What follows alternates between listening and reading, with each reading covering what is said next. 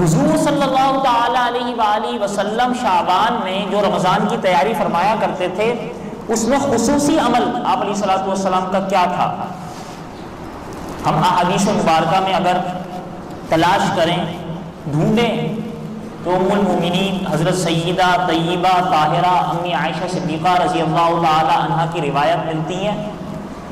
وہ فرماتی ہیں کہ کبھی کبھار ایسا ہوتا کہ ہم دیکھتے ہیں کہ نبی دو عالم صلی اللہ علیہ وسلم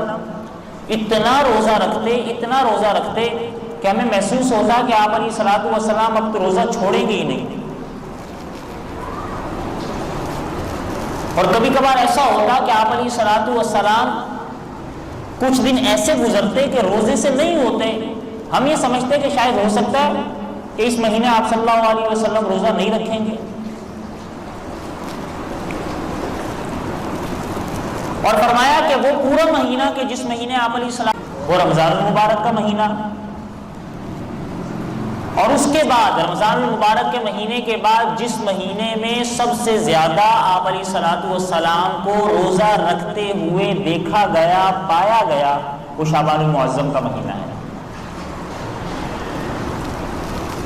کان احب الشہور الی رسول اللہ صلی اللہ علیہ وسلم ان یصومہ شعبان حتی یصلہ برمضان۔ حضرت عائشہ صدیقہ رضی اللہ تعالی عنہا کی روایت فرماتی ہیں کان احب الشہور الی رسول اللہ صلی اللہ علیہ وسلم، نبی علیہ الصلوۃ والسلام کو مہینوں میں پسندیدہ مہینہ روزے کے اعتبار سے ان یصومہ شعبان، کہ وہ شعبان میں روزے رکھتے، ثم یصلہ برمضان، پھر اس کو رمضان سے ملا دیا کرتے تھے۔ یعنی زیادہ کمپلیٹلی وہ مہینہ جو روزے کا تھا وہ تو رمضان ہی ہے، اس کو رمضان سے ملا دیا کرتے تھے۔ یعنی زیادہ کمپلیٹلی وہ مہینہ جو روزے کا تھا وہ تو رمضان ہی ہے، اس سے انکاری نہیں ہے، لیکن اس کے بعد جس مہینے میں زیادہ روزے رکھے جاتے تھے وہ شعبان کا مہینہ ہوا کرتا تھا۔ تو پتہ یہ چلا کہ اس مہینے کا خصوصی عمل،